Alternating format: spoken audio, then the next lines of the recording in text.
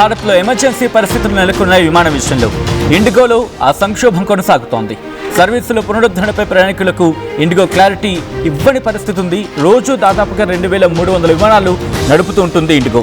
ఇవాళ అందులో 1650 అంటే 1650 విమానాలు మాత్రమే ప్రస్తుతం ప్రయాణంలో ఉన్నాయి. అంటే 650 విమానాలు ఇక్కడ రద్దు చేస్తున్న సందర్భం. 250 పైచిలకు ఇక్కడ విమానాల సంఖ్య గురించి మాట్లాడుకుంటే క్రమం ఉంది.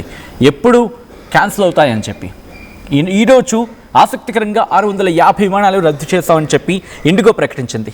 డిసెంబర్ 10 నాటికి సాధారణ స్థితికి చేరుకుంటుంది ఇండిగో పరిస్థితి అనేది వినిపిస్తున్నమాట.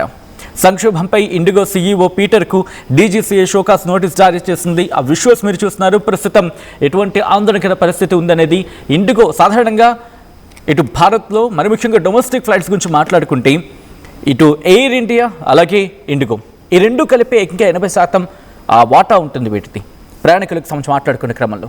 సో ఒక్కసారిగా ఇండిగో ఎప్పుడైతే సర్వీసెస్ క్యాన్సిల్ అయిపోయాయో ఒకదాని తర్వాత ఒకటి ఎప్పుడైతే క్యాన్సిల్ అయిపోయాయో ఈ రేట్లు ఆకాశానికి చేరుకున్నాయి.